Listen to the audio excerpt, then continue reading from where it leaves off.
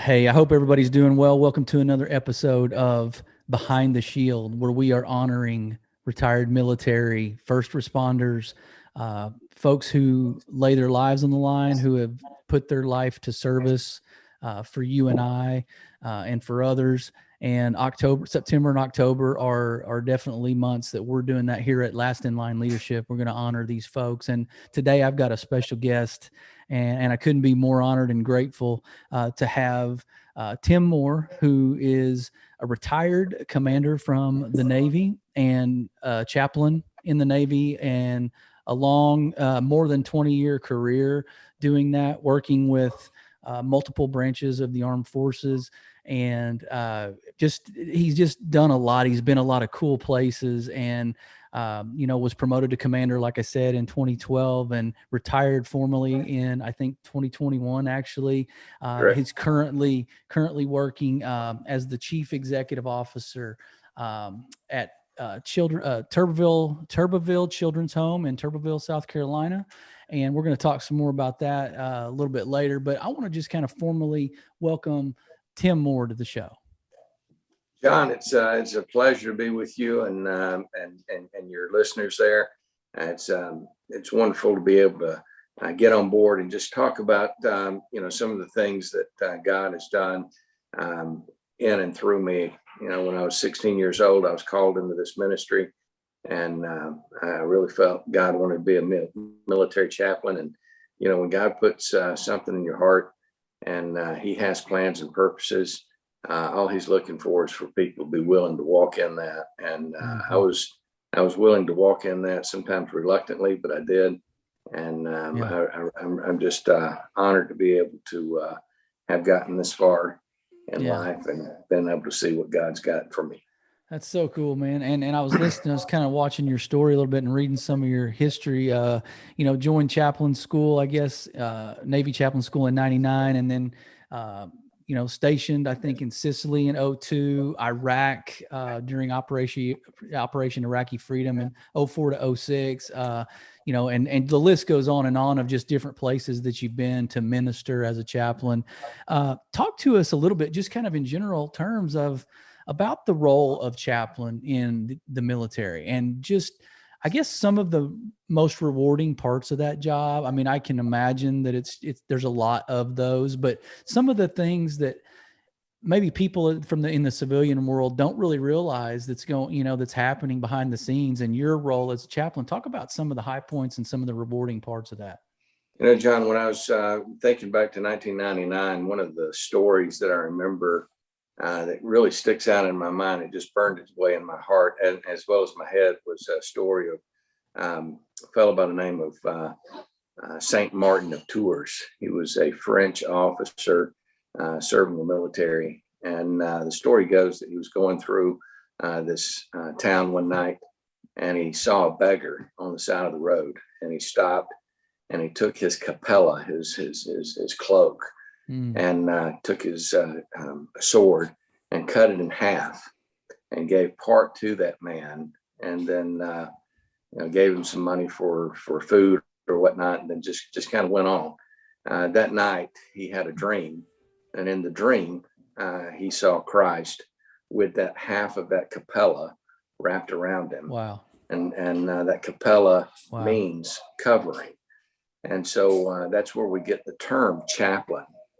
And, I don't know for sure the validity of the story. I know it's been handed down for years and years, but it really drives home a mark of what the chaplains do. We're covering for those men and women that we serve.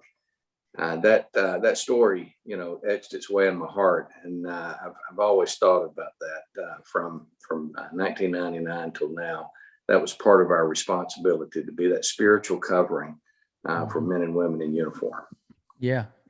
And just carrying that charge, carrying that mantle throughout. I mean, that's a tall order, especially in the military in general, but in combat zones as well. And I noticed that you were in Iraq 04 to 06, and I, in light of September being the 20th anniversary of 9/11, wanted to ask you, maybe can you remember where you were, what you were doing, kind of what emotions came over you when you heard the news about the Twin Towers being attacked? Do you have anything to add on those?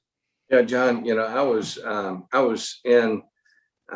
deployed on board a USS Arctic, a supply ship, and we were actually out in the Persian Gulf, and we're making our way. We were transiting back home. We were just off the coast of Yemen on 9/11, and my chaplain assistant knocked on my office door and said, "Chaplain, you may want to come out here."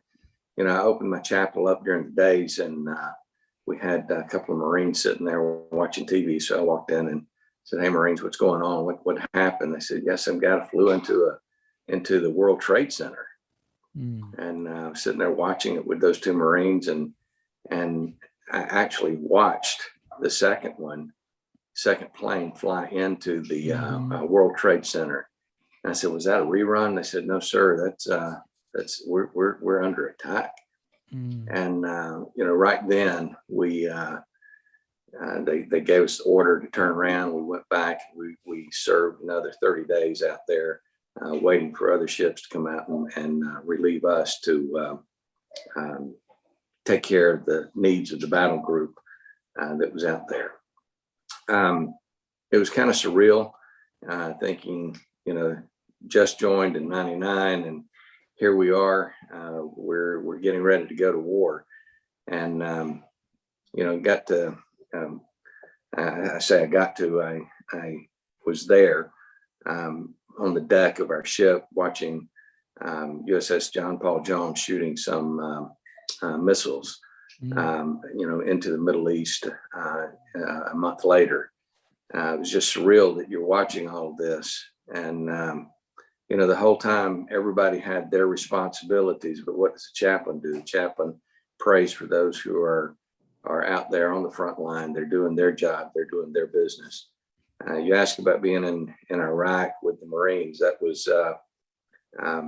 quite an ordeal. I remember talking several times with Marines, while we were out there, and there was just a great level of pride in those Marines as they knew that they were doing the nation's bidding. They were out there doing the job to help keep our homeland free. And that was, that was about 5 years, 4 or 5 years after 9/11. So, the war was just kicking off. There was a lot of things going on, and multiple stories of that time that come to mind as we talk about 9/11. We talk about, some of the things that took place in our world, and just being a chaplain, boots on the ground, watching all of this take place, history being made right there. Yeah. I can't imagine that you could conceptualize fully the enormity of the situation and the history that you were being a part of. You were right in the middle of this beast that would be 20 years. Like, you probably didn't think 20 years later, we'd be doing what we're doing.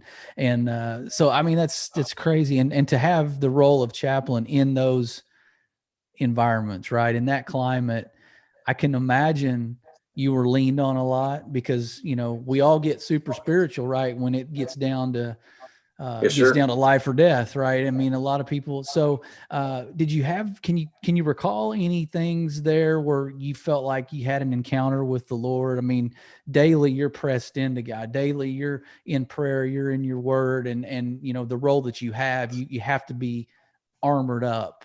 But did you have any encounters spiritually that you could talk about that were worth kind of mentioning in that environment?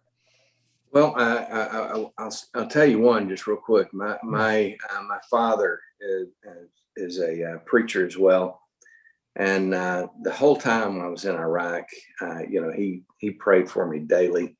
I've got two brothers that are very spiritual men, and they were praying for me daily. But I remember one time I had gotten back from a forward operating base. I flew out to this smaller base, and there were a lot of things that took place there. It was there were some nights that you didn't know if you were going to see the next day. But I remember specifically getting back and getting on the phone, calling home to my mom and dad, and my mother telling me, your dad's he's been singing this song all weekend, and the name of the song is His Eyes on the Sparrow. And my dad's a big whistler, so he would whistle that song. His eyes on the sparrow, and I know he watches Tim. He just kept saying that. Oh, he's singing that all through the house. He had no idea what I was going through at the time. He didn't even know I was away from my base. He didn't know, the activities that were transpiring at the time. There were shots fired. There were bombs going off around me, and it was one of those times that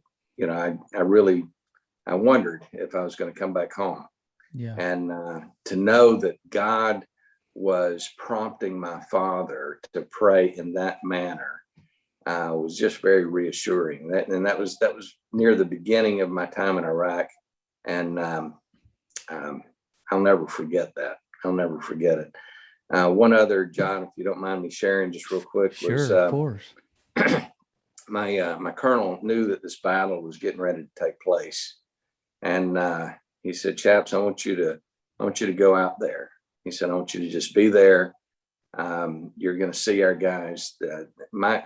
All the guys that I was with were air wing kind of guys. They were air traffic controllers. They were doing their business. But the colonel's requirement was for me to see all of his Marines. And he knew that something was getting ready to take place. And so I went out there, and a buddy of mine from chaplain school, I happened to run into him, and he was with the infantry.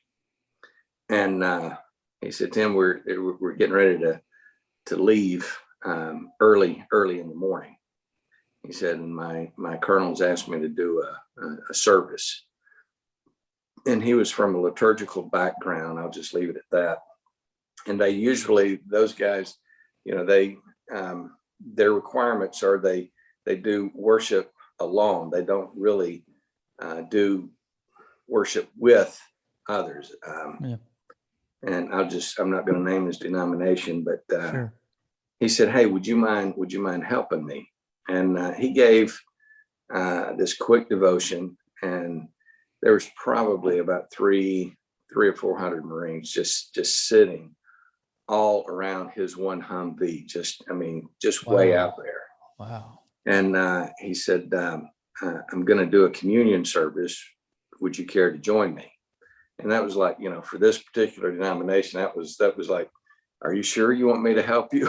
Yeah. Right. Yeah. And he said, yeah. And that's one of the things that really sticks out in my mind is these Marines, they just backed up in this single file line, way back into the desert. And each one waited their turn to come through and receive the body of Christ before they went off into battle the next morning. And then one other thing happened. Those young men started kind of teaming up in groups, and I didn't realize what they were. He said they were fire squads, and they just wanted prayer. Wow. And they were praying for their team together. And so we just took time even after the service just praying for those teams as they were getting ready to go out the next morning. I'll always remember that.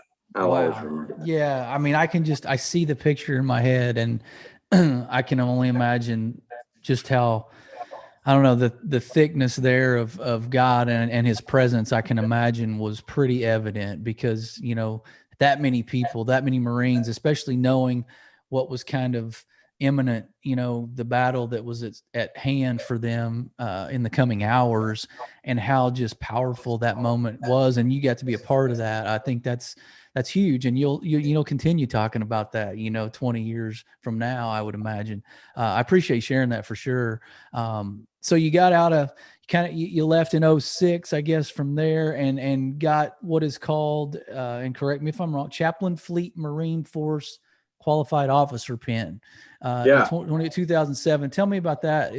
Tell me about that award. Well, it was a new qualification that chaplains were able to learn. It's a personal qualification, and it was brand new at the time, and had the opportunity where that we learned about some of the facets of the Marine Corps. It was pretty in depth as far as their philosophy and their warfighting tactics, and we had to run their Marine Corps physical fitness standards. We had to be within their standards. We had to do a land navigation course, 6-mile hump with a pack on, and so it's kind of an arduous requirement. And not too many Navy officers have the opportunity to be able to serve with Marines. It's primarily just doctors and chaplains. And then our enlisted staff, our corpsmen, and our religious program specialists all have the opportunity to be able to earn that qualification. The chaplains standard does not have anything to do with weapons, because chaplains are non-combatants. So we did not have the opportunity to participate in that piece of it. But that was a qualification that I'm very proud of, to be able to have earned. Yeah, no, you had to earn it. That's the key word. You had to earn that. They didn't just give those out.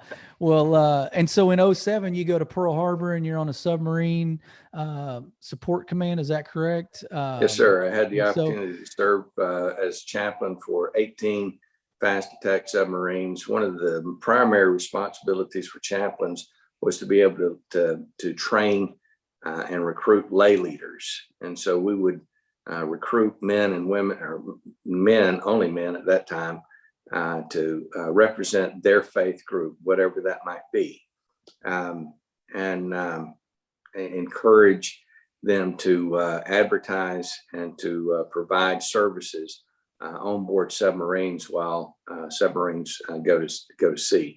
Chaplains are not assigned to submarines specifically, so the opportunity to be able to go out for a 6-month mission is very rare for a chaplain to be able to do that. And so our responsibility in that particular aspect of our war fighting is to train our lay leaders to be able to go out and provide worship services under the seas during deployment.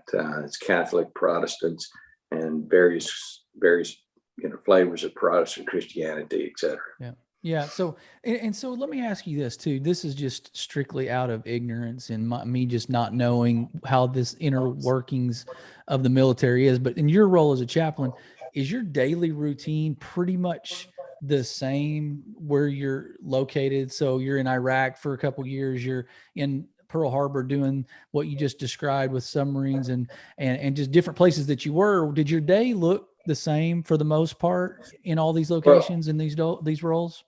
Well, the uniforms changed and the titles changed, but primarily it's all about taking care of people. And for a chaplain, our primary competencies are to provide, facilitate, care, and advise. We provide for those of like faith. I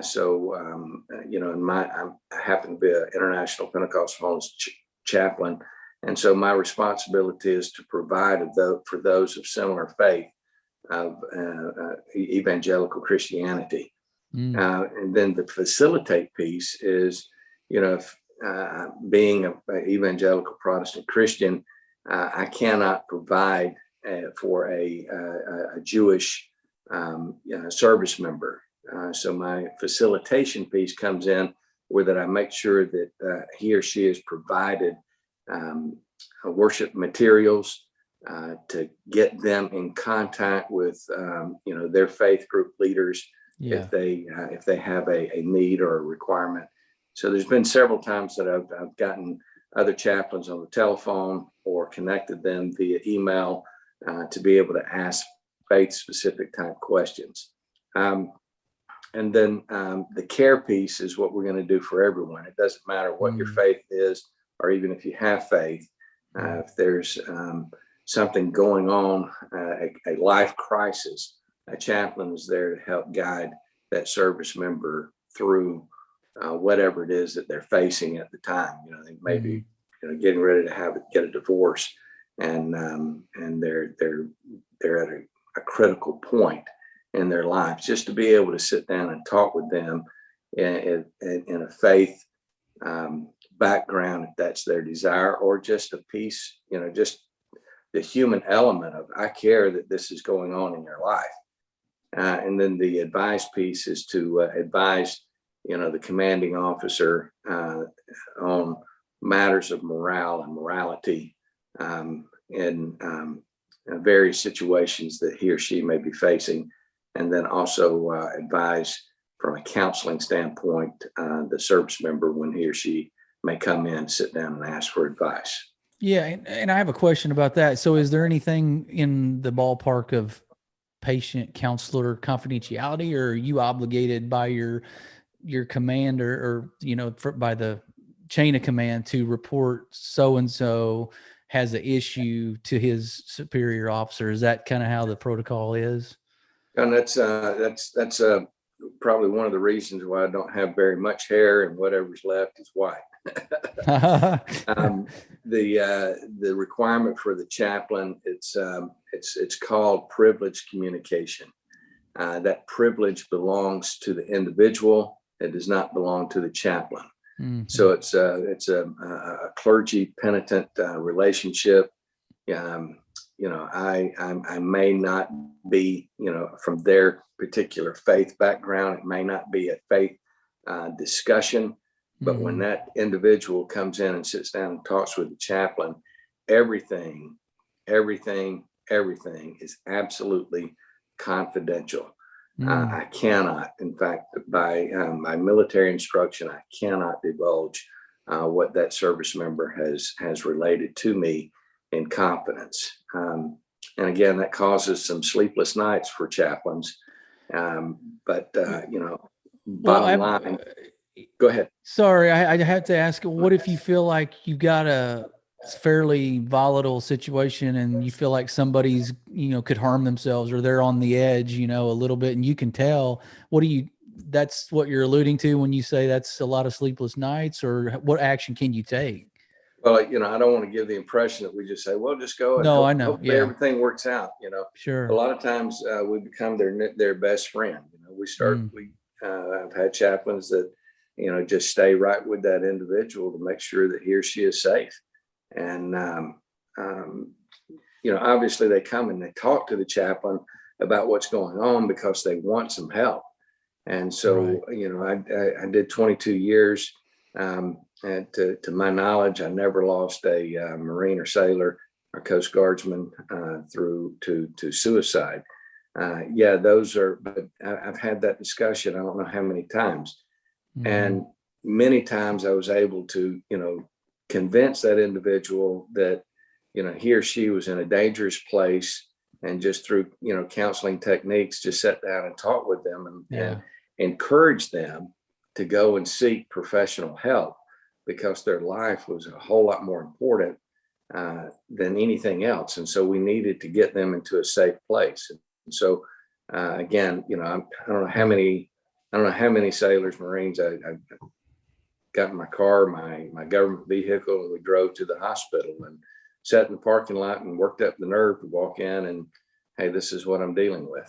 That's great. I'm glad you took the conversation there, because the wheels are turning as you're talking, and I keep thinking of a lot of the service members that come out and they're really in a lost or a dark space, emotionally, mentally, physically, not to mention. But I can only imagine you saw some of the early onsets of some of the PTSD prevalence that we see throughout first responders, military. I would think that was a common theme. Is that a fair assessment to say that was a common, what you saw is just kind of the everyday rigors of either combat or the military life just kind of taking its toll on folks? Or was there is that a misconception among us civilian community? Well, I think in my opinion and my experiences, it was very fresh. It was very early on. We were in the throes of, everything's taking place right now. Everything's, happening, and we're trying to figure out how to best navigate all of this. As the war went on, we started seeing a whole lot more. Yeah. But in the early stages, I did not witness it a great deal. There were a few occasions when I had people that I was talking to. One specifically, the individual just could not get their head around, some things that they had witnessed, and they ended up having to go to the hospital. Yeah. Well, it's a real thing. And I can, like you said, it kind of progressed throughout as the war kind of developed and went on. And you have any, while we're on that topic, and then we'll move along, but I feel like this is an important piece, and part of the reason that I landed on this theme for these 2 months, because I want to honor those people, those service members and first responders. And so what advice, so, you're retired, but what advice would you give maybe even the military community, or even just the world, as they start to embrace these service members when they retire from the military? What advice would you have for us to sort of help their process of transition be smooth and seamless, and still be able to address or identify some of these things in their mind that they're struggling with? Do you have any advice for us as a community? I think, John, it's funny you mentioned that. In the role where I'm at now, I work at a children's home. There's not too many of those kids that are dealing with military related PTSD. Yeah. But last week I had someone doing some work at my facility. They came in, and they were outside the agency, but they came in to do some work, and I'm just out there talking to them. And come to find out, they had served in the military. I had been in the military as well. Oh, you're a chaplain. And then boom. Conversation starter. We started talking about some pretty deep stuff. And what I would say to your listeners, John, is that, just to be that listening ear. Some of the things that I do is when, I'm talking with a veteran, how are you coping? How are you dealing with some of the things that you experienced? Mm-hmm. And then just listen. Mm-hmm. And to be that listening, sympathetic ear to what he or she may have gone through, and make sure that they know that there's someone that cares. I think my connection with that individual was, we had similar experiences. Mm-hmm. And some of the great things that I've heard have been some of our Vietnam veterans, picking up the slack and really talking with some of these young guys, face to face, man to man, warrior to warrior. How are you dealing with it? Because they've already faced some of those demons, and they know what it's like. And wow. I think they've really opened some doors to some of our young men and women who are still trying to process some of the things that they've dealt with. Yeah. And I think our mistake sometimes, first, I would say, this is my opinion, but we make it about us and maybe the uncomfortable conversation it might be, right? So we don't initiate, or maybe we just feel like we don't know what we're doing, and we don't want to open up those wounds for somebody and ask, how are you transitioning? How is life after?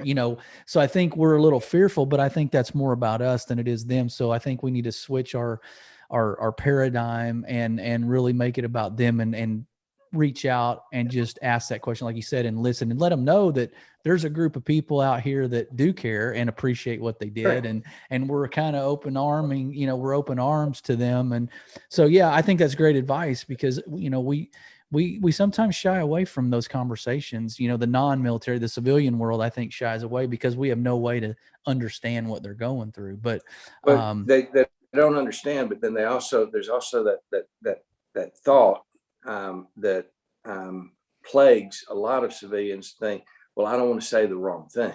Yeah. And it's not a matter of saying the wrong thing if you try to convey that you care.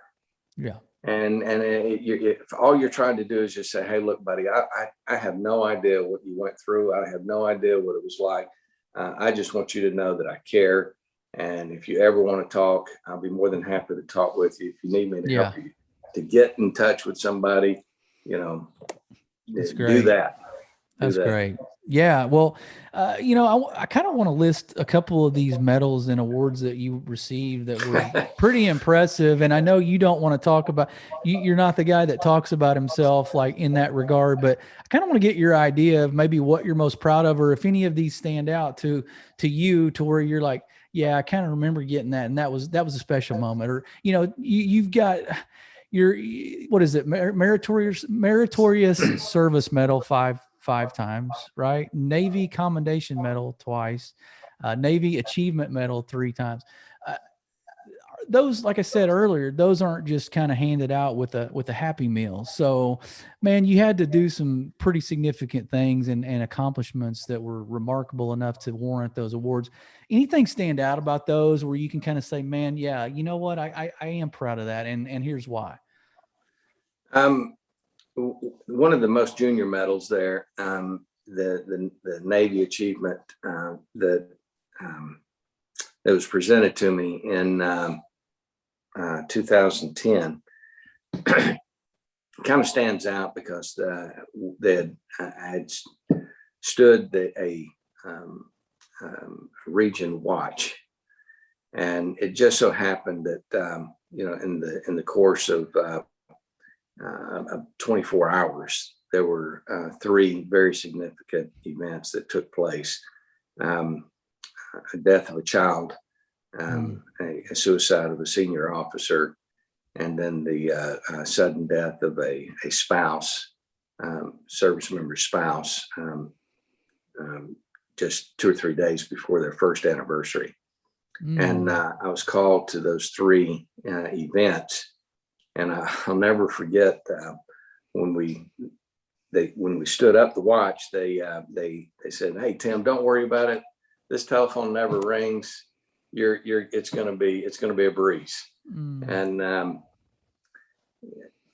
I just dealt with those things, and that's just what chaplains do. I mean, those kind of events take place over and over and over, and chaplains deal with those things. It wasn't really anything incredibly outstanding, but the region chaplain he recognized that it was quite a bit in the span of just over 24 hours, and he had me recognized with that particular award.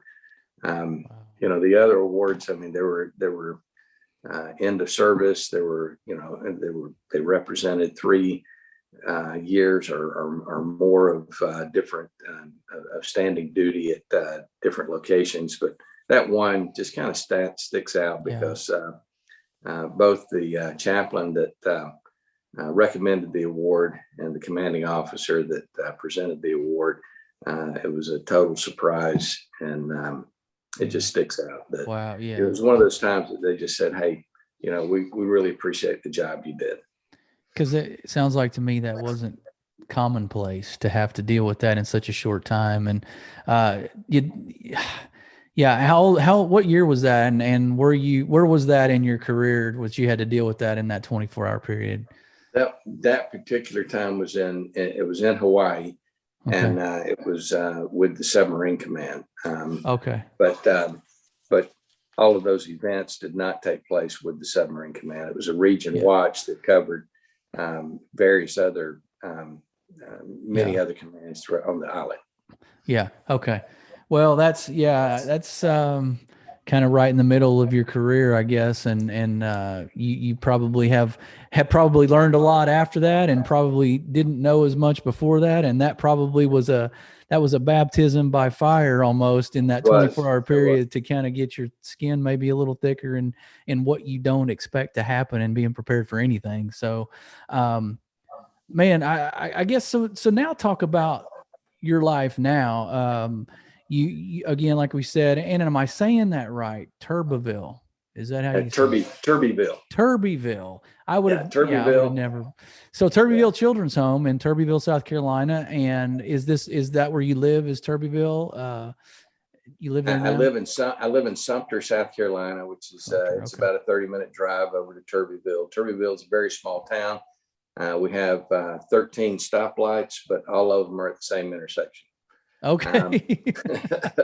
There's about 3 different roads that kind of all coincide there. But so, how does this opportunity something you were pursuing? It just kind of knocked on your door. It was kind of a God thing, answered yes, prayer. Sir.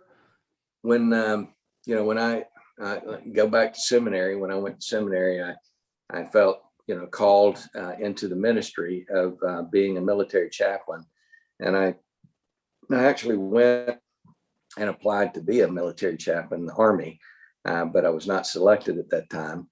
And so, I just blew my mind. I was thinking, how did I miss God? I really felt like this is what God wanted me to do. Yeah. And disappointed. I left seminary, didn't finish up. And I went and started working at a children's home in North Carolina. And my wife and I worked there, taking care of 12 teenage boys. Our 3 oldest children were all born there.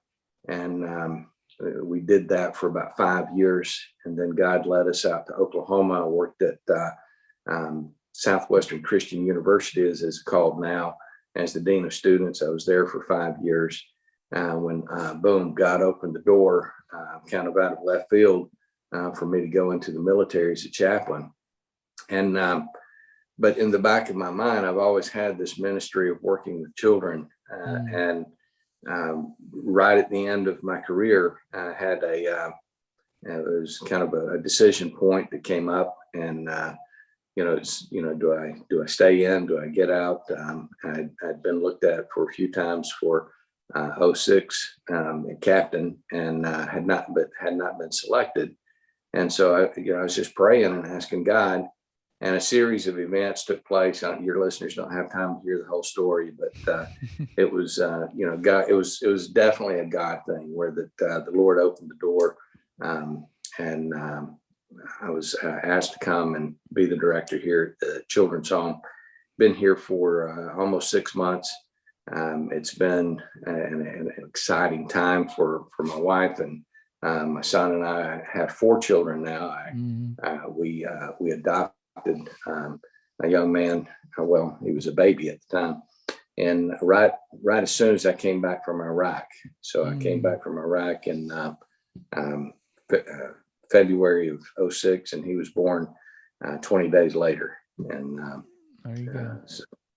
So it's been an exciting time for us. That's awesome. Well, so the children's home there, I mean, what's kind of I don't know, the dynamic, what is it, just kind of a every day, just kind of taking care, you trying to find permanent placement for them? Well, the children that are placed in our care are primarily wards of the state. They, for whatever reason, they've been taken out of their home due to the parents' poor behavior, or maybe sometimes the kids' poor behavior. And the social worker has had to come in, and they look at it and say, well, we need to separate this family for a little while. Sometimes for a long time, and then other times it's just a few months until they can get resources and get training and get back together as a family. That's the goal of just about everyone, is to try to go for family reunification. But our kids are there. They need a place to lay their head, a safe place to be. We have a staff of house parents who do the day-to-day care for the children. We have caseworker, we have director of campus life, we have cooks, we have a maintenance guy, we have several people to try to help run this facility. We have space for up to 32 children. And our ministry here in Turbyville is ministry of that other children's home that I worked at almost 35 years ago. Oh, wow. That's cool. So you guys are not only feeding them feeding their bellies, but you're feeding them spiritually as well, I would assume. And Yes, sir. that's fun work, I would think. Well, it has its moments where it's just a blast, and then there's other moments, and you're like, oh my goodness. Yeah. There are trying times for sure. But it's in just the short time that I've been here, I've been able to see, God do some miraculous things as far as taking care of finances, sending staff, right at the right time to be able to take care of kids. And I've seen changes in kids. I've had the opportunity to watch my kids get baptized and make a commitment of faith in the Lord Jesus Christ as their Savior. I mean, we don't preach to them per se, but we do expose them to a Christian environment, and sometimes that just wears off. That's so good. No, I mean, I can't imagine anything better than watching a kid be baptized in the profession of faith. Like that's right up there, number one, I would think. Man, it's been an honor to have you on the show, and it's been great to hear these stories, man. I could just leave record button on and just sit and listen to more of these. But do you have any parting shots for the audience? We live in a crazy world. It's been 20 years of the war, and we're doing what we're doing now, and without getting political or anything kind of craziness. Do you have any kind of maybe a few thoughts of encouragement for the listeners that might just find themselves in a state of frustration and hopelessness? I would tell them, if they're in that state of frustration, hopelessness, there's people who care. Reach out, let somebody know. Contact, a local church. God has placed people within your shadow that are there for a reason. And I believe that God's placed them there, and reach out to them. A couple of parting shots that I'd like to say is that, there's a lot of accolades for the service member, and being retired now, it's been an honor to be able to serve our country, and for people to walk up and say, hey, thank you for your service.